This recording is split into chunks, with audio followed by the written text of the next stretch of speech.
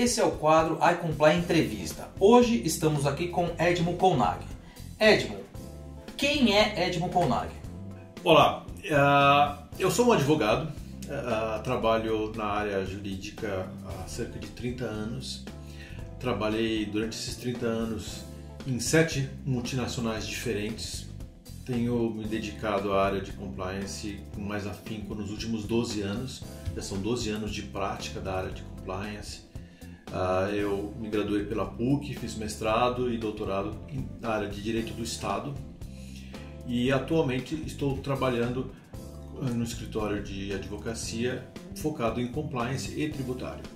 Perfeito, você falou 12 anos que você trabalha na área de compliance, então nós estamos falando ali em meados de 2005, muito antes da lei anticorrupção, muito antes da Lava Jato, muito antes do compliance ser a bola da vez que é hoje. Eu queria que você explicasse um pouco dessa sua contato que você teve com o compliance antes do compliance ser tão conhecido.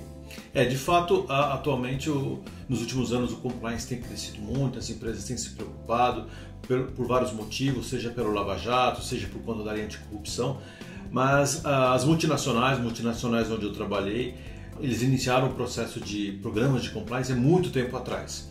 Isso por conta, muitas vezes, de uma inscrição na Bolsa de Nova York, uma submissão ao DOJ, o Departamento de Justiça americano.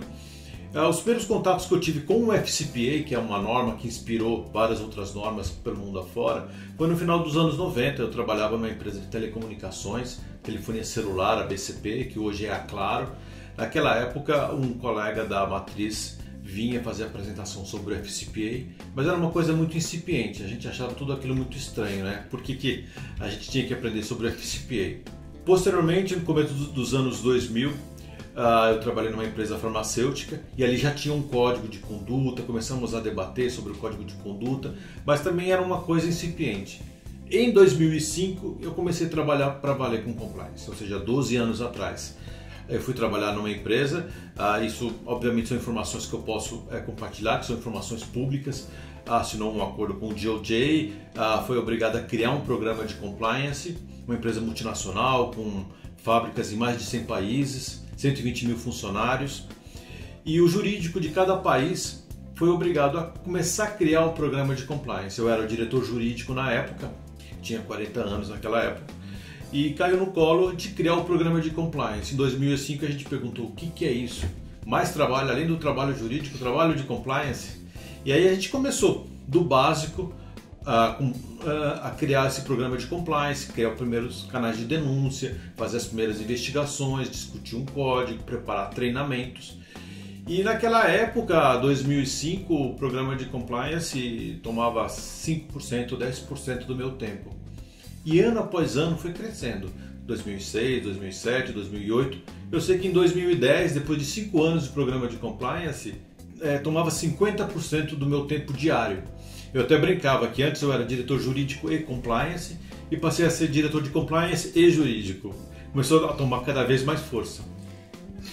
Esse é um ponto importante que dá pra gente discutir também, essa junção do jurídico com o compliance, porque hoje nós sabemos que existem bons profissionais de compliance que não têm formação jurídica. O que você acha de hoje, não naquela época, o que você acha de hoje, essa proximidade ou até o compliance está abaixo da área jurídica? Eu queria que você fizesse essa correlação, essa análise de jurídico e compliance, porque muitas vezes eles podem ter objetivos distintos. Sem dúvida, eu acho que muitas vezes pode inclusive surgir um certo conflito. A minha ideia é o seguinte: o conhecimento jurídico ele é necessário para o compliance, mas ele não é suficiente. Você pode ter um diretor de compliance que é advogado e aí ele vai precisar ter outras competências, ou você pode ter um diretor de compliance que não é advogado, daí ele vai ter que ter um apoio de um bom advogado, porque o tema jurídico está sempre envolto com compliance, mas não é suficiente. Por exemplo, você recebe uma denúncia sobre os livros da empresa, que os livros da empresa não estão sendo contabilizados corretamente, que as despesas estão sendo postergadas, as receitas antecipadas indevidamente, ou seja, uma pedalada fiscal. E aí você precisa conhecer contabilidade, finanças para poder analisar isso. Então aí o conhecimento jurídico não vai ser suficiente. Então a minha ideia é que você pode ser tanto advogado ou não, mas o conhecimento jurídico é necessário, mas não é suficiente. E o que você acha dessa junção mesmo? Você ter uma mesma pessoa sendo jurídica e compliance. Você acha que o compliance deveria estar apartado hoje? Eu entendo que sim. Eu entendo que num cenário ideal, você teria um jurídico e um compliance separados. Mas existe uma outra regra que tem um poder muito forte chamado orçamento. Sem dúvida. Se a empresa não tem orçamento, ela vai juntar os dois. É melhor ter do que não ter, concordo com você. Sim. Se houver a possibilidade de segregar, talvez seja melhor. É melhor. E já que nós estamos falando da questão do setor de compliance, hoje em dia muito se advoga a tese, inclusive nós temos alguns textos legais que falam sobre isso, dessa independência funcional do compliance. Eu queria saber, na sua experiência, já que você foi compliance officer de grandes empresas, se você vivenciou isso, essa independência, essa linha direta com o CEO ou com o board, ou se você trabalhou em lugares onde você tinha superiores antes do CEO e se isso impactava no seu dia a dia ou não. Eu tive o privilégio de trabalhar em várias multinacionais. E o meu report era direto ao head mundial, lá na Europa ou nos Estados Unidos. Então esse aspecto da independência eu nunca tive nenhum tipo de problema, mas o ideal é, por exemplo, se a empresa tem um conselho de administração, é que o compliance se reporte direto ao conselho de administração. Se não tem, vai ter que se reportar ao presidente, mas um alto nível de independência, um reporte a uma pessoa da liderança efetiva é fundamental para você ter independência, porque se não tem independência, você não tem um programa de compliance de verdade. Eu queria que você abordasse um porquê se você não tem independência, porque isso é um tema que as pessoas vivem perguntando. Não, mas o compliance pode estar ali abaixo do diretor jurídico, ou então abaixo do RH, ou então abaixo do financeiro. Por que essa independência funcional é tão importante? É muito importante porque muitas vezes as pessoas que estão sendo denunciadas no canal de denúncia, muitas vezes são pessoas que têm poder dentro da empresa, poder dentro da entidade, e se a pessoa não tem uma alta hierarquia, ela pode sofrer uma pressão, ela pode sofrer uma restrição da sua atividade e não exercer plenamente. Então a pessoa, se você tem um diretor que está sendo denunciado e você se reporta a esse diretor, ou você tem um cargo de gerente, mesmo você não reportando diretamente, mas você reportando um diretor que tem um bom relacionamento com aquele que está sendo denunciado, a tua atividade vai ser restrita, você não vai conseguir exercer plenamente. E uma coisa que você disse que eu acho bem interessante, que numa multinacional como as que você trabalhou, ainda que você tenha um presidente e ainda que você se reportasse a esse presidente, se ele fizer alguma coisa errada, como ela é multinacional, você pode se reportar para o head mundial. Sim, exatamente. Você tem regras de que o compliance se aplica a todos os funcionários, inclusive ao presidente local, inclusive ao pessoal do exterior. Então você tem um alto nível de independência.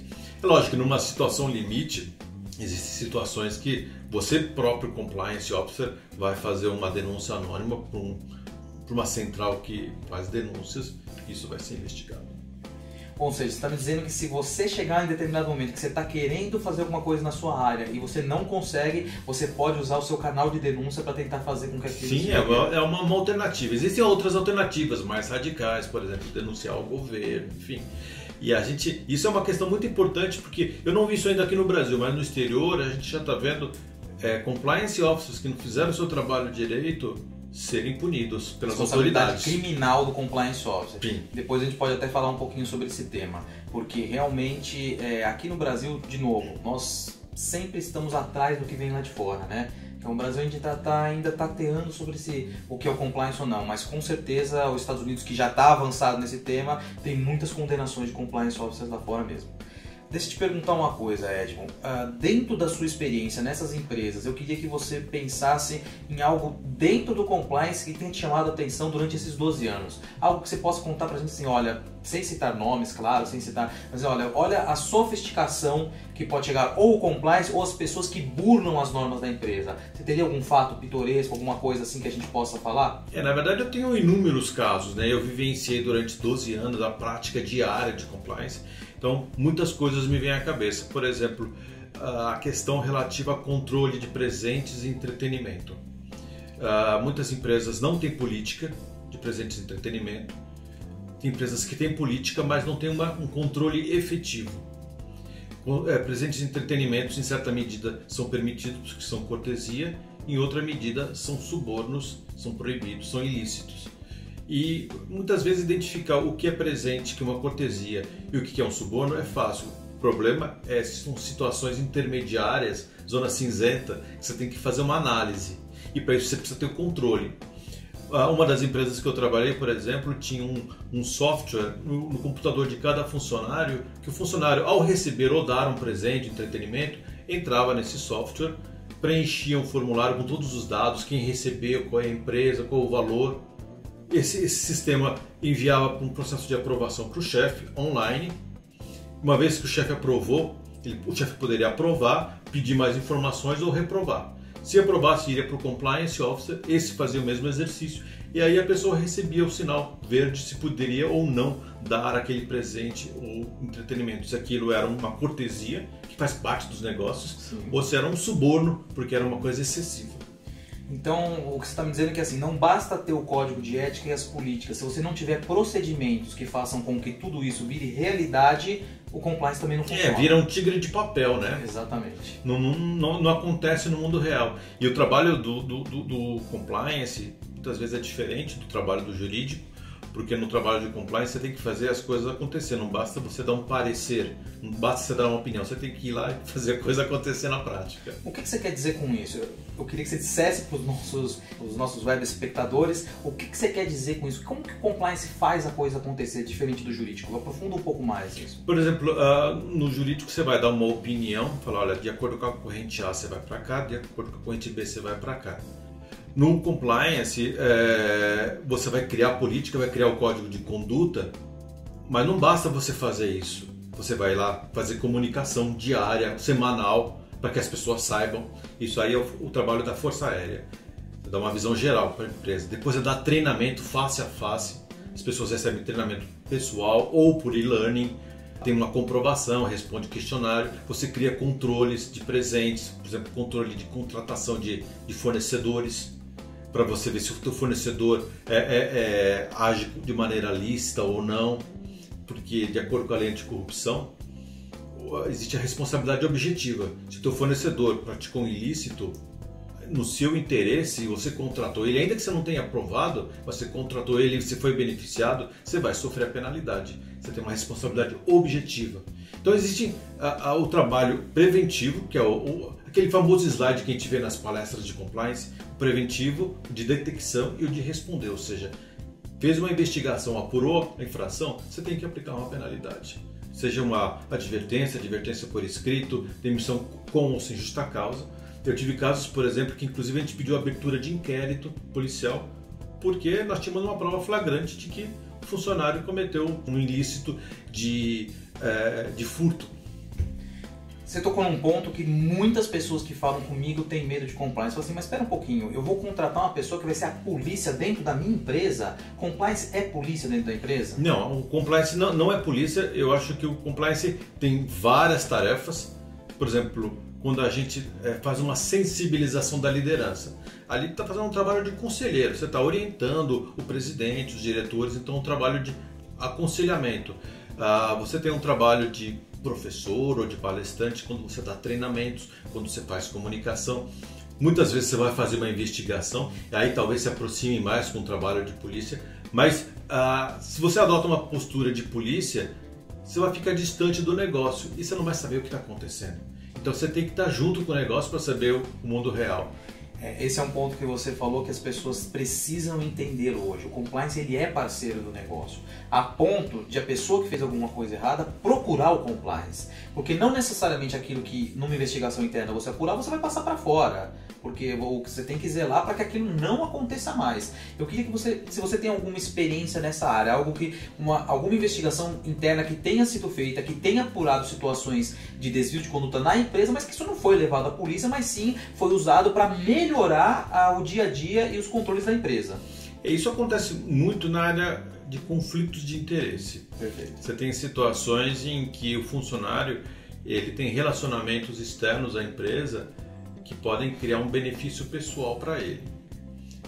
Suponhamos que ele é amigo de alguém que trabalha no fornecedor, o irmão trabalha no concorrente, o primo trabalha no cliente. Enfim, ele tem que informar isso para a empresa, ter transparência, para que a empresa saiba que ele tem uma posição privilegiada, que ele pode ter uma vantagem pessoal em detrimento da empresa. Primeiro, a transparência. Segundo, que ele não faça parte do processo de tomada de decisão com aquele parceiro. Por exemplo, se o meu irmão trabalha no fornecedor, eu tenho que informar a empresa e não vou ser eu quem vai decidir qual fornecedor vai vender aquele produto que o meu irmão está vendendo. Ou as horas que ele trabalhou, se vai pagar antes, depois, perfeitamente. Você falou um ponto importante que também as pessoas me perguntam muito sobre a questão da responsabilidade objetiva. E você falou sobre os terceiros. Então, muitas pessoas acreditam que fazendo um bom programa de compliance in-house, ela está protegida.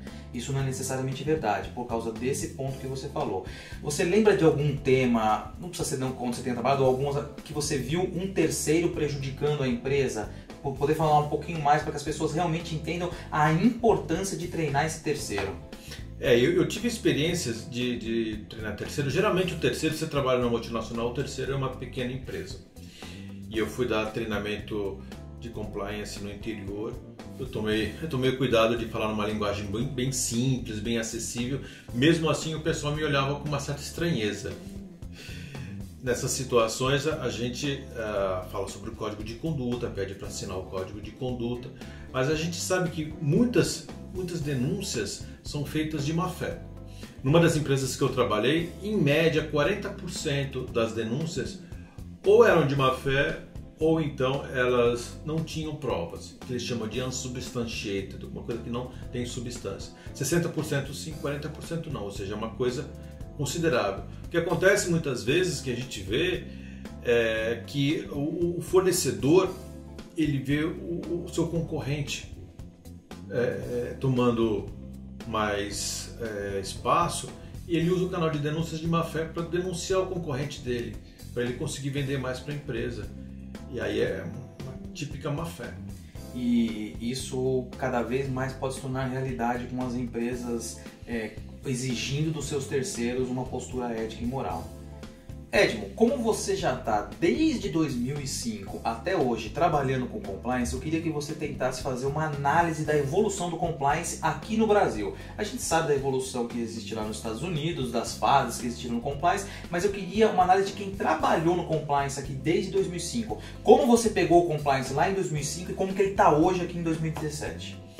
A experiência que eu tenho das empresas onde eu trabalhei é que houve uma grande evolução do programa de compliance.